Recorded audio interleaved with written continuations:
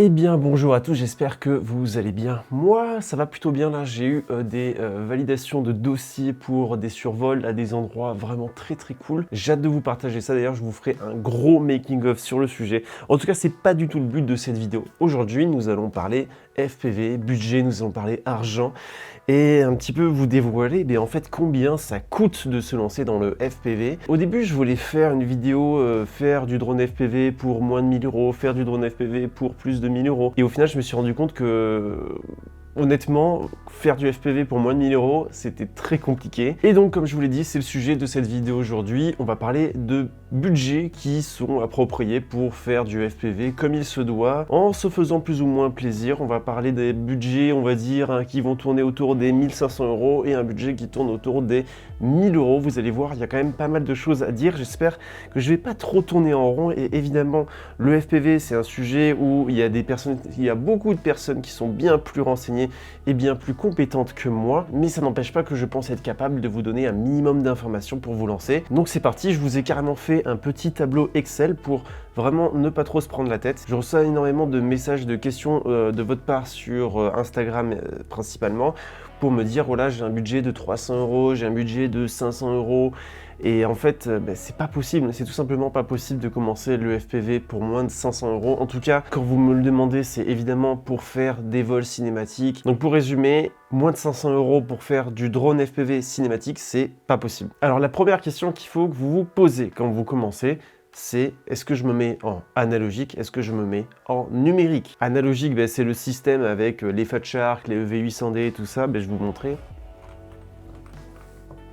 Donc ça c'est le dernier masque DJI FPV, la V2 tout simplement. Et ici nous avons une antiquité, nous avons les Fat Shark HDO, c'est même pas les HDO2. En question d'ergonomie, je préfère largement les lunettes, ça manque vraiment beaucoup ce format. La différence c'est que avec ça en numérique, vous allez voir mais tellement mieux que sur des Fat Shark. Alors évidemment, la différence n'est pas si extraordinaire comme ça, même si elle est quand même assez flagrante. Mais honnêtement, moi je vous déconseille d'investir dans du gros matos analogique, ça a plus vraiment d'avenir. Ça me fait un petit peu mal au cœur de dire ça, tellement j'étais fan de l'analogique au début. Les V2, c'est assez impressionnant, surtout avec la config que j'ai mis dessus.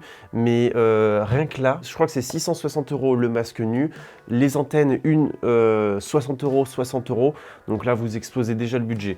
Donc on va pas parler de ça tout de suite, on va plutôt parler vraiment du minimum, Donc imaginons que vous avez un budget restreint, en fait là il va falloir forcément partir sur de l'analogique. Mais est-ce que c'est une bonne idée en soi? Peut-être qu'à un certain moment vous allez vouloir augmenter un petit peu, améliorer votre matériel et tout ça. C'est un petit peu retarder les choses pour rien. Moi je pense qu'il vaut mieux quand vous commencez à investir direct dans du numérique, vraiment vous allez vous faire beaucoup plus plaisir. Mais bon, imaginons vous partez sur l'analogique. Alors pour l'analogique déjà, si vous voulez vraiment quelque chose de plus ou moins correct pour le masque, moi je vous conseille de partir sur des Ishin EV800D, c'est la base. Après si vous me dites qu'il y a d'autres références qui sont plus ou moins au même prix, il n'y a pas de problème, mais en tout cas les EV800D avec déjà des antennes dessus, c'est 150 €. Si vous prenez des Fat Shark HDO, je crois que même encore aujourd'hui c'est plus de 400 ou 500 €. Vous rajoutez les antennes dessus, vous rajoutez le système True-D, Furious FPV, le petit récepteur qui n'est pas inclus avec les Fat Shark, vous allez augmenter le prix encore, et vous allez revenir, en tout cas moi, quand je les ai achetés il y a un peu plus de 2 ans du coup, ça m'a coûté 700 €. 700 €, du coup c'est quasiment le prix du système FPV V2. Donc voilà, les différences de prix en fait, quand on tape sur du haut de gamme, il y en a vraiment pas beaucoup. Autre chose que vous devriez rajouter sur votre liste, c'est un abonnement pour Artlist. Parce que oui, c'est le sponsor de cette vidéo. Artlist, qu'est-ce que c'est? Ça va être en fait la plateforme qui va vous accompagner tout le long de votre vie de vidéaste, que ce soit juste pour les réseaux sociaux ou pour le professionnel. C'est une plateforme de musique libre de droit que vous allez pouvoir utiliser pour vos projets professionnels, pour YouTube et tout ça. Ils ont l'avantage d'avoir des abonnements qui sont vraiment pas chers. Il y a une gamme énorme d'artistes et de genres de musique. C'est tellement varié, il y a tellement de nouveautés que vous ne pouvez pas vous retrouver tout le temps avec les mêmes musiques que vous entendez partout. Je suis partenaire avec eux depuis un bon moment et j'utilisais déjà Artlist avant d'être partenaire avec eux. Et ça fait, je pense, un peu plus de 2 ans que j'utilise les musiques d'Artlist. Je n'ai jamais eu aucun problème, que ce soit dans mes projets pro et sur YouTube. Ils vous accordent toutes les licences possibles et grâce au lien affilié qu'il y a dans la description de la vidéo et en commentaire, vous pouvez bénéficier de 2 mois offerts sur votre abonnement. Pour les petits budgets, vous avez des abonnements qui sont vraiment pas chers au mois. Et pour ceux qui veulent un abonnement à l'année, vous avez aussi une offre de disponible. Comme je l'avais déjà dit, je suis très content d'être en partenariat avec eux. Je vous conseille vraiment beaucoup cette plateforme. Tous mes collègues bossent dessus. Donc maintenant que vous avez rajouté ça dans votre panier, on va continuer la vidéo. Donc ensuite, en termes de radiocommande, moi je pense que le meilleur compromis, en termes évidemment d'ergonomie, de prix et tout ça, ce qui paraît être une valeur sûre, mais moi, même si moi j'aime pas trop le form factor, c'est un peu trop petit pour moi, ce sont les Tango 2 de chez Team Black Sheep. La Tango 2 qui est à 180 €. Alors apparemment il y a aussi une version pro avec les joysticks rétractables, ça lui permet d'être encore plus ergonomique et de rentrer facilement dans des sacs. Moi j'ai une Taranis QX7, ça commence à être un petit peu daté, ça vaut quasiment le même prix, surtout qu'il faut rajouter un système Crossfire dessus pour avoir la meilleure réception radio possible, alors qu'en fait dans la Tango 2 l'avantage c'est que vous avez déjà ce système de Crossfire qui est intégré, c'est pour ça que je vous la conseille, et au moins vous aurez vraiment ce qu'il y a de mieux en termes de réception radio et vous perdrez quasiment jamais la réception. Donc ensuite évidemment, avant de parler de drone, moi je vous conseille impérativement, c'est quasiment une obligation, c'est d'acheter un simulateur sur votre ordinateur sur lequel vous branchez votre radiocommande et puis ensuite vous vous entraînez petit à petit avant de faire les choses en vrai avec votre drone, parce que vous allez voir que ça coûte assez cher et vous n'avez pas forcément envie de le foutre en 1000 morceaux dès le premier vol. Donc moi j'ai pris par l'exemple de Liftoff, c'est celui qui est le plus répandu. Je sais qu'il y en a d'autres, il y a Uncrashed, il y a DRL, enfin il y en a vraiment plein. Si vous voulez vous renseigner, vous regardez sur YouTube et vous regardez un petit peu les avis de droite à gauche, il n'y aura pas de problème. Franchement, ils se valent à peu près tous. Donc voilà, Liftoff et les autres sont en moyenne à 30 €, donc vous rajoutez ça, 30 € en plus. Et puis vous allez voir que 30 € c'est dérisoire comparé à tout le reste, donc vous ne serez pas à 30 € près, vraiment. Ne faites pas l'économie du simulateur parce que vous allez vraiment perdre votre économie avec des crashs sur votre vrai drone FPV. Donc ensuite, maintenant on va parler du drone. Eh bien moi, je pense, et plusieurs d'ailleurs pilotes ont validé aussi, que le meilleur compromis en termes de prix, performance et de fun aussi à piloter, c'est le Nazgul V2 de chez eFlight, pour lequel je vous avais déjà fait une review. Alors juste ici, nous avons le Nazgul F5 Evoque, qui est quand même beaucoup plus cher, mais c'est à peu près le même délire. D'ailleurs, bon, ça c'est une version numérique, j'ai la version analogique qui est juste ici. Voilà, c'est un petit drone assez sympa, qui est vraiment costaud. J'ai été assez surpris et franchement vous pouvez vraiment vous amuser avec, il est très polyvalent. C'est l'avantage des 5 pouces, c'est que c'est très polyvalent. Il s'est mangé quelques fois la terre, mais vous voyez que à part des petites hélices un petit peu usées, il n'a pas grand chose, franchement.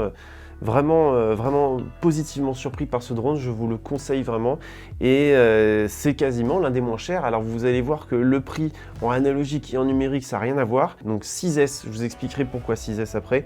6S c'est les LiPo, donc ça c'est une LiPo 4S et ça c'est une LiPo 6S pour 6 cellules. Je vous expliquerai pourquoi il faut absolument prendre du 6S. Donc que ce soit pour du numérique ou de l'analogique, je vous conseille absolument de prendre ce petit Nazgul V2 en 6S. Pour l'analogique, le Nazgul coûte 253 € et en numérique, il coûte 367 €. Donc, en numérique, c'est plus de 110 € plus cher. Donc c'est surtout le système numérique qui coûte plus cher dans le FPV. Donc pour revenir sur les batteries, alors justement, je vous conseillais d'acheter des drones qui sont équipés en 6S, en tout cas pour le 5 pouces. Moi personnellement, je trouve que c'est quand même bien plus sympa à piloter. C'est certes un petit peu plus nerveux, mais en soi, on a plus de couple, on va dire. Et il y a moins besoin d'aller vite lorsqu'on fait du cinématique. Au fil du temps, vraiment, si vous voulez faire du long range et si vous voulez piloter dans un froid, on va dire, piloter en dessous de 5 degrés, il n'y a que le 6S qui va voler, ça je peux vous le garantir. J'ai déjà fait des vols où il y a des collègues qui pouvaient même pas faire 100 mètres en 4S et moi j'étais là dans la pampa, je sais pas où, à m'amuser avec mon 6S et à voler même plus de 5 minutes à des températures négatives. Donc vraiment pour moi c'est ce qu'il y a de mieux, c'est le meilleur investissement possible. Après concernant les batteries en elles-mêmes, Là, j'ai des 1400 mAh Tattoo V3, hein, il y a aussi des V4 qui apparemment sont vraiment très bien.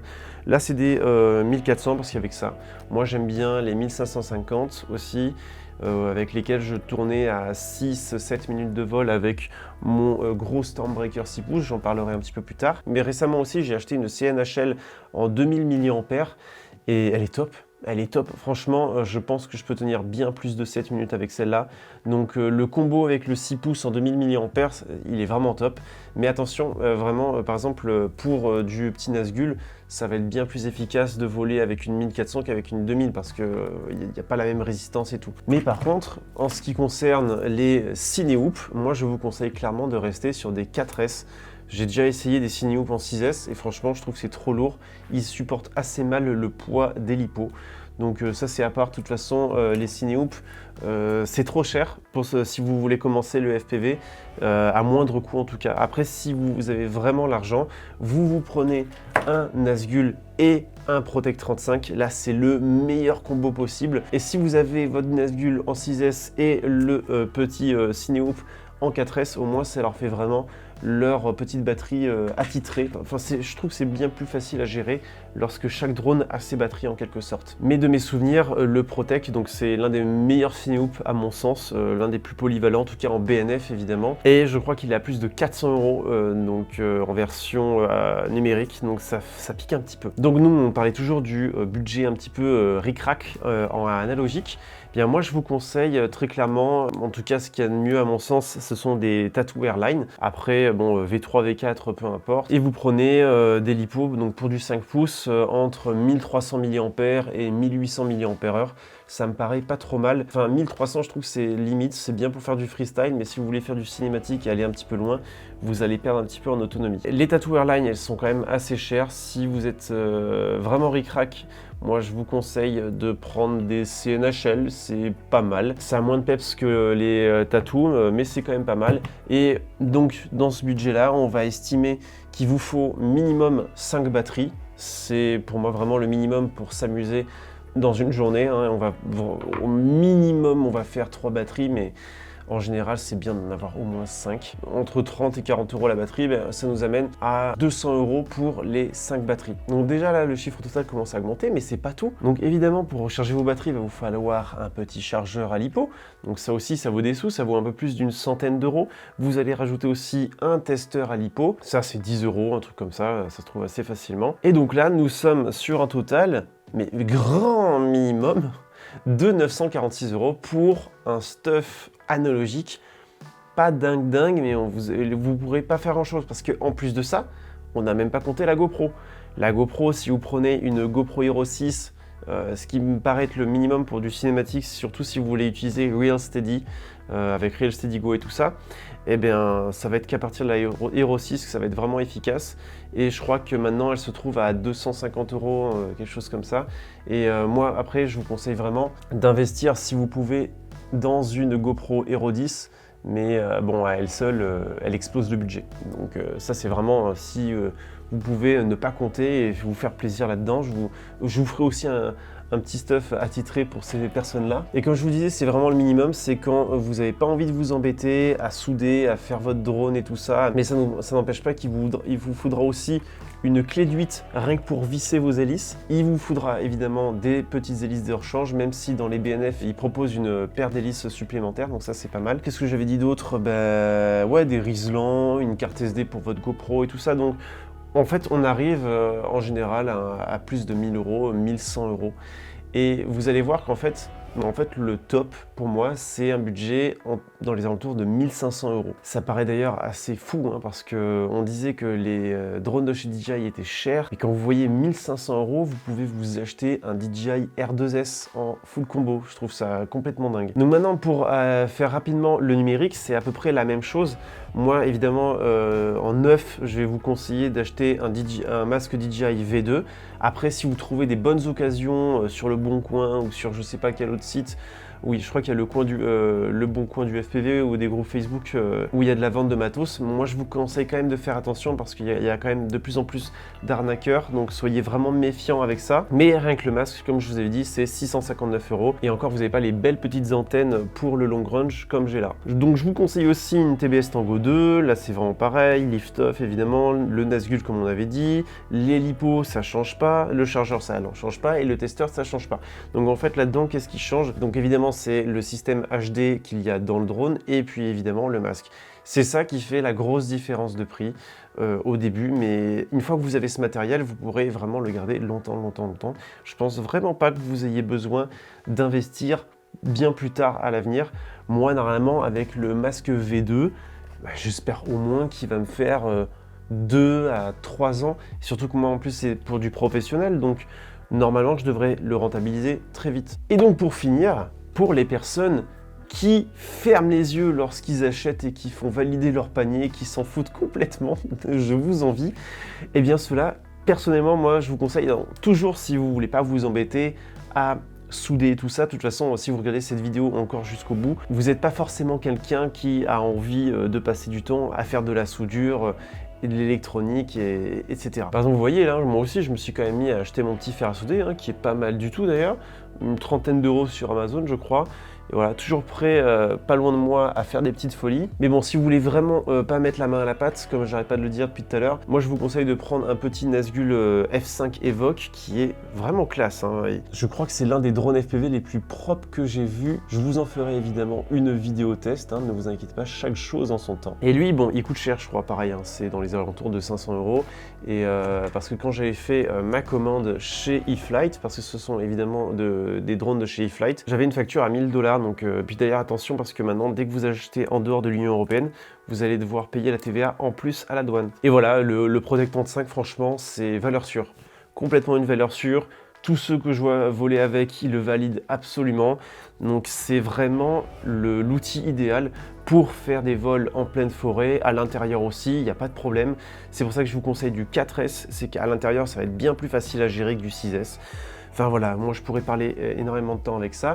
Ou sinon, si vous êtes vraiment chaud de la braise du portefeuille, moi pour le long range, je vous conseille évidemment mon petit drone Stormbreaker spécial long range qui est cette fois-ci update en version HD avec donc le Air Unit, donc le plus gros système numérique. J'ai vraiment pas voulu faire les choses à moitié, ça va être un drone qui va faire beaucoup de choses à l'avenir.